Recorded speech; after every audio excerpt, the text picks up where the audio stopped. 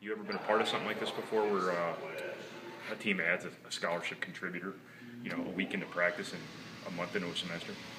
I've been part of somebody who's been with us to where you're waiting on an eligibility status, and it takes a while for that eligibility status to get cleared up, and it's been into practice, but never when somebody's actually graduated from another institution, and then obviously coming in on the fifth-year transfer rule. Obviously, you don't know that information when someone starts on quarters, and their first day of school is September 29th. And obviously, the institution he signed with didn't admit him, and so then you don't find out at that point.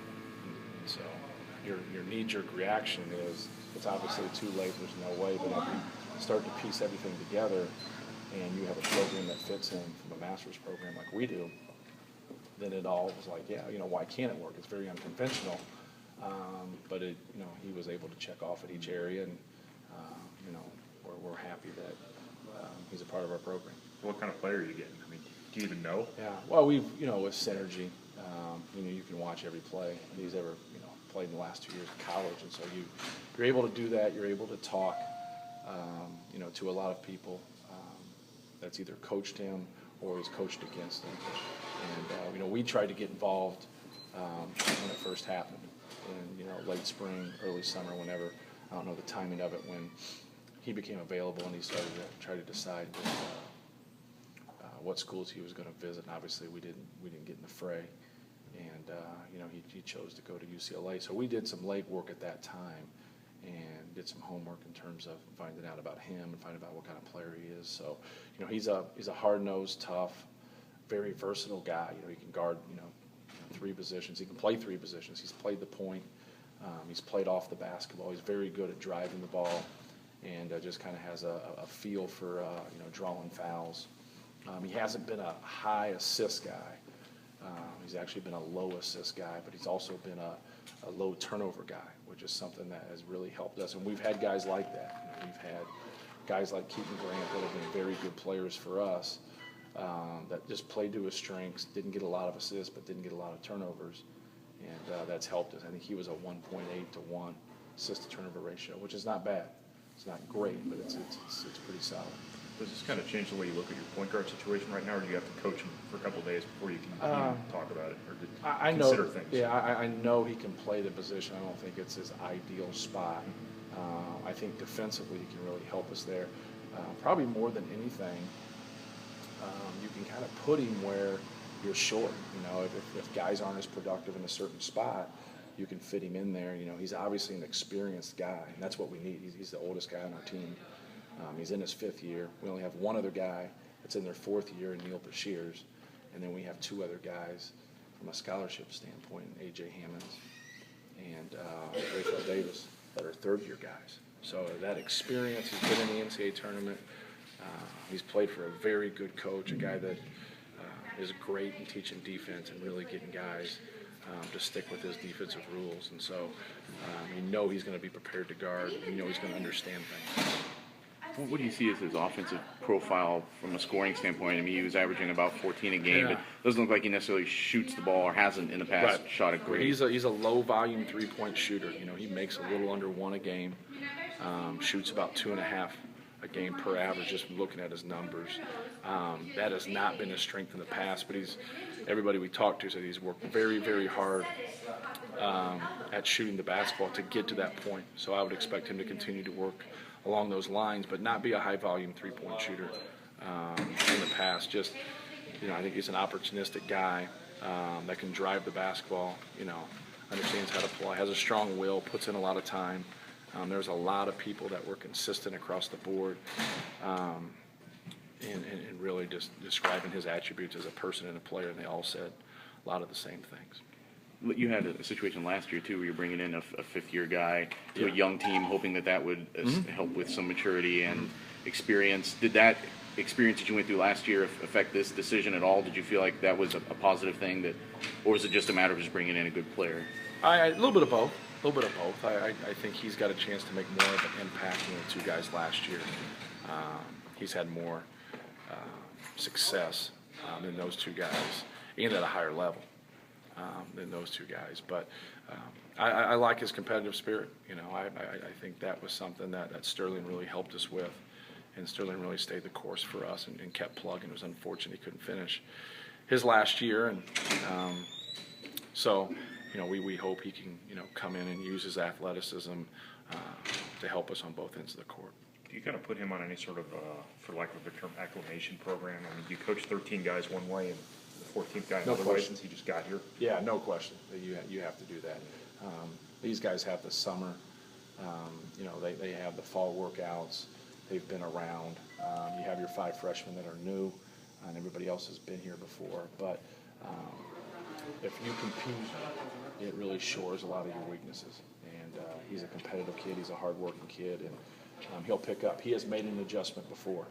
He's went from one junior college to another. He's went from that junior college to Colorado State, and now he's coming here. So he's been in transition before and been able to adjust and do a good job with that. I think a lot sometimes made of sort of the cutthroat scenario between the player transfers and things like that, or recruiting and things like that. But it sounded like he was very grateful to Ed Schilling as far as helping this happen. How did that sort of role play here? Well, you'd have to ask him in terms of that. I did reach out, to their staff just to get a background check and just talk about him as a person, talk about him as a player. But just like I did with, a handful of other people they competed against. And I talked to one of his junior college coaches, and we got some feedback from one of the assistants at Colorado State. But we reached out to a lot of different people, and everything across the board was consistent. But no, Ed Schilling was very helpful, and in trying to not just help us, but help the kid. Anytime you get in that situation, and I've been in that situation, you're trying to help the kid, and then something happens where it's unfair. You want them to have that opportunity, and so I think it's a great situation for us as a basketball team, and also for Jon. Matt, with most fifth-year guys, they look for a place that they can play meaningful minutes and have an impact. Just talk about his role and how you foresee his role being this year. Oh, we'll see. He hasn't practiced yet with us. Obviously, he's had a lot of success. He's played at an NCAA tournament. He's really made a big jump in between his 2 years at Colorado State. And so every person I talk to really raves about his work ethic. And so, and they also rave about his ability to defend. So if he's a hard-working guy, he's an everyday guy, and he works that hard and has a great attitude, things will work for him here. How much value is there for you in having some more size and length on the perimeter, especially defensively? Oh, no question. I think trying to get to be a good team defensive group, I think it starts with someone being able to shut people down. Everybody has their leading scorer. Everybody has that very good perimeter guy. Obviously, if you have more than one, you're in pretty good shape. But just trying to have guys that can defend, understand your system, and knock out somebody who's an all-conference type guy on the wing. So hopefully he can do that. You guys are asking me a lot of hypothetical questions, and I'm trying my best here. I've watched a lot of film on him. We've done a lot of research on him, but ask me some questions here in a couple months, and I'll be able to tell you better. How do you want your other players, I guess, to handle him? I mean, do they have to help? No question. We met this morning, and I explained that Jon was joining our program, and it's what we always talk about, whether that's a recruiting visit or a freshman or coming in the summer. Help them. Sometimes you go through a rough transition, and maybe some people in a program didn't help you. Don't use that as a reason not to help others. Help him in this transition. Sometimes it's just hanging out with the guy. Sometimes it's just communicating something about a class, or being there for somebody. But the basketball part of it, really reach out and try to help him, and explain when we're going through a drill or something from a philosophical standpoint. He said he expects to practice tomorrow.